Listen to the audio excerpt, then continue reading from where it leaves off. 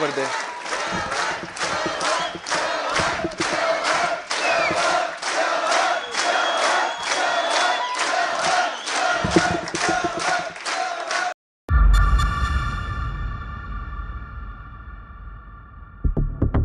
Milki akkamit dargan yongora mali hojjenne kanje vergala leboda yero ammat Oromiyaan biite ummanni keenya maal keessa jira mooraan qabsoo Oromoo maal keessa jirti mooraan faallaa qabsoo Oromoo maal keessa jirti jootas deeman kana keessatti murtiilee gurguddaa biyya keenyaaf saba keenyaaf akkaan barbaachisaa ta'an takkaaf duuba deebisan takkaaf dura furuu keessa waan jiraniif sanatti yaadan dhiyeessaa jechuudha.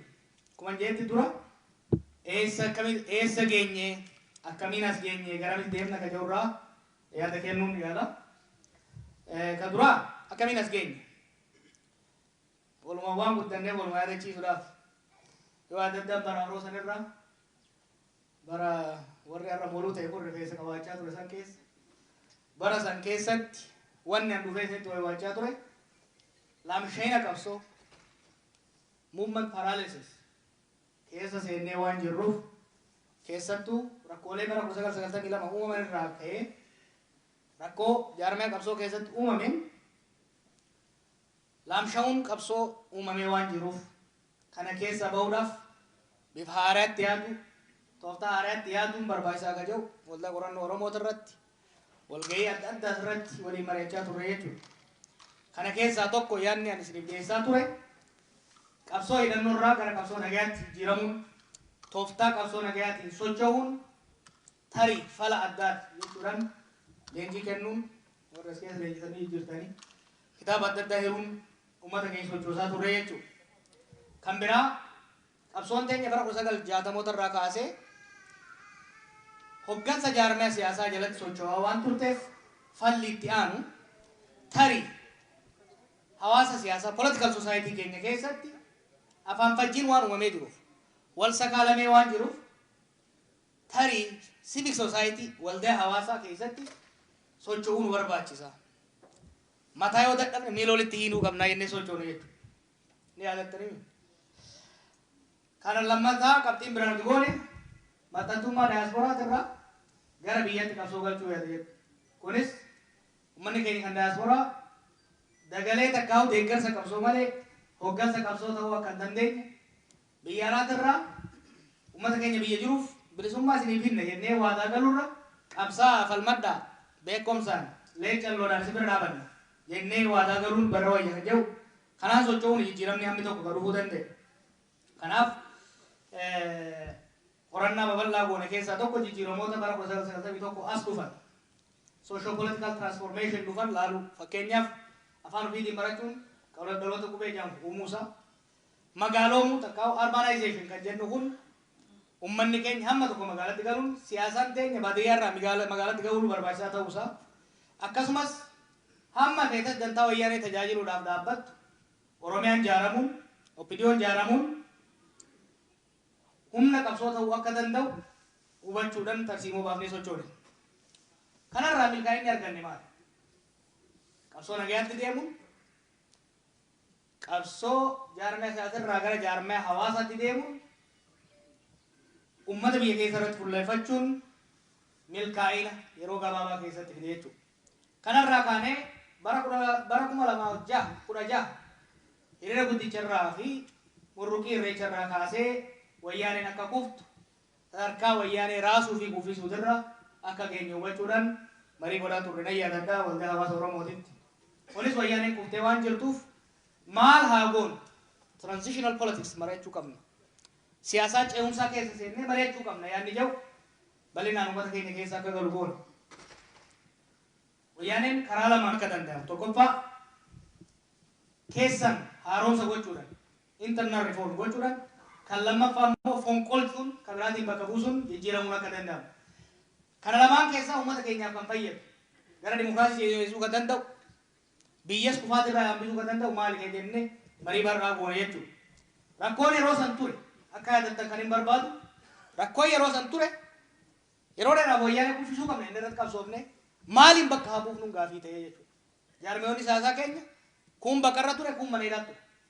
Kanaaf falli nu qabnu filannoo nuti qabaachaa turre keessattuu biyya san keessatti paartiin mootummaanii fi biyyi paartii government state tokko waan ta'aniif tokko kuffisuun kan diiguu ta'a jennee waan sodaanneef osoo shakkinu gara internal reform transition through reform yookiin immoo ce'umsa karaa reformiitiin godhamu karaa haaromsaatiin godhamu tunu baasa kan jedhuun itti deemne jechuudha.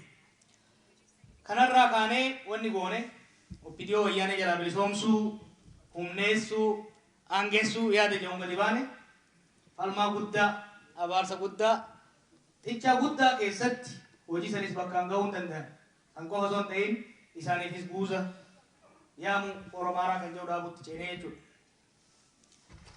Ce'umsa filanne kana sirna wayyaanee diinee kan biraatiin bakka buusurra achuma keessa warra wayyaa qaban warra xaharfamuu danda'an warra wayyaa'uu danda'an warra sabatti madaquu danda'an warra toobachuu danda'an kan jedhu gara fuulduratti baasuun dhaadheessuun humneessuun gara jijjiirama karaa haaromsaa tiseennee jechuudha.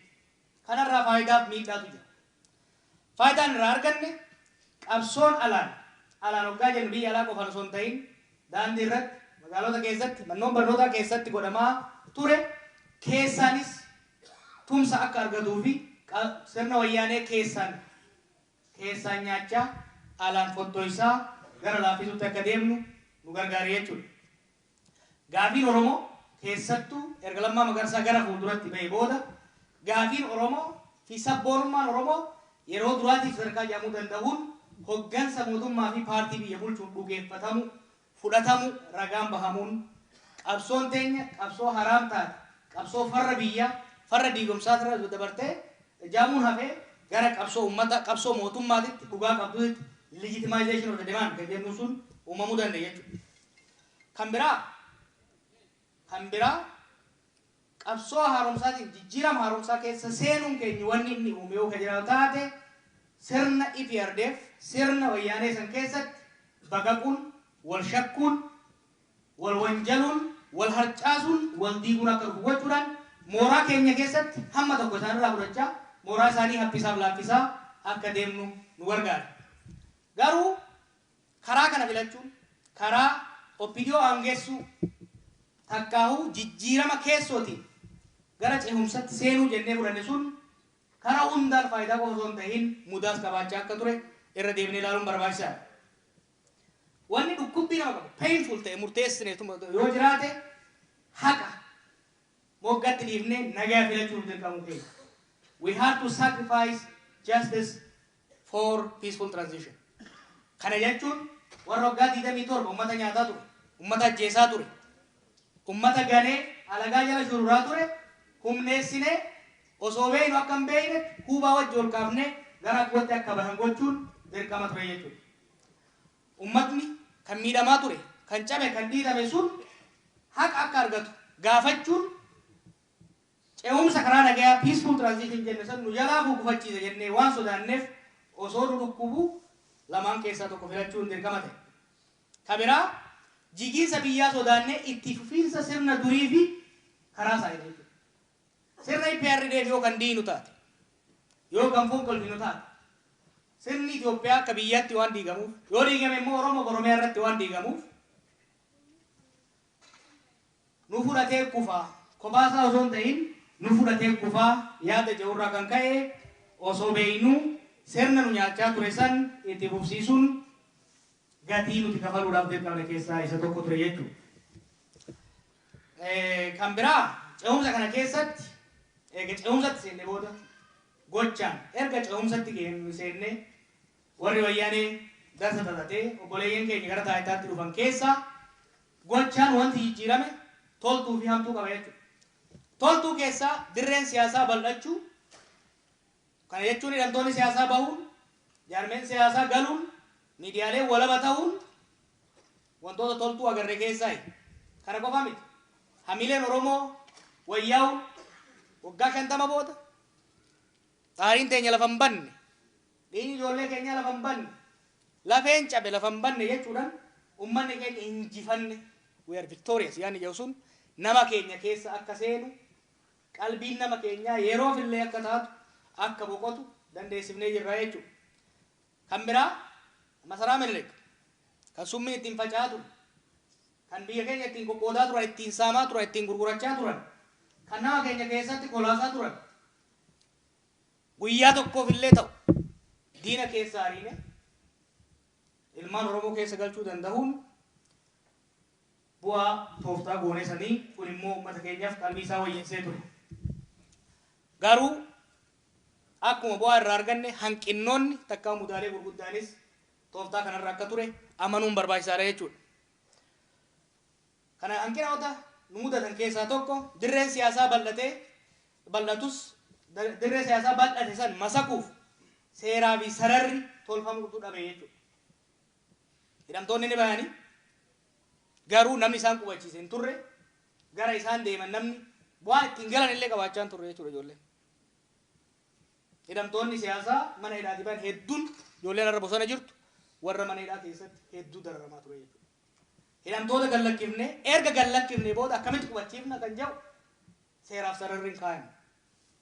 Hayyootaaf hoggansi siyaasaa biyya alaatti irraa galee jira. Haa ta'u garuu hayyootaaf hoggansa siyaasaa kana wajjin waliin ta'anii waliin mari'atanii ilaamiidhaan daandii ce'umsaa karoora ce'umsaa tarsiimoo ce'umsaa lafa kaa'uu dhabuun afaan fajjii boodarra dhalateef karaa nu banee jira jechuudha. Keessattuu immoo akka Oromoottis ta'e akka Itoophiyaatti hayyuun biyyaa hoggansi siyaasaa waliin gattaa'ee fuulduree waloo waliin mari'atee kaayurra mariif wal hubannaa walootirra dantaa dhuunfaatii fi ilaalcha dhuunfaa aangessu dhaadheessutti deemuun rakkoo har'a keessa seenne kanaaf akka nu saaxilee hubachuun barbaachisaadha. Ce'umsa hoggaa jennu keessattuu ce'umsi sirna abbaa irree irraa gara dimokiraasiitti godhamu keessattuu immoo kan qawwee malee dhufu kuni bakka kan gahu warri jijjiirama barbaadaniif jijjiirama sanii qabsaan keessanis alaanis bitaanis mirgaanis warri jiran sun caayaa tokko jalatti deebi'anii humna yoo kan ta'an taate cohesiveness uumuu yoo kan danda'an taate change agents warri jennu sun gara tokkotti dhufuu yoo kan danda'an taate qofadha kan jijjiirama san gaaza gahaadhaan humna gahaadhaan cirisamuu danda'amu. Kun hin godhamne humna jijjiirama barbaadu kan Oromoo qofa ta'in kan biraatu walitti qabuun hanqatee adda facaasutu godhame. Dhugaa yoo ka dubbannu taate jijjiirama kana milkeessuudhaaf Oromoon tokko ta'uu qofa osoo hin taane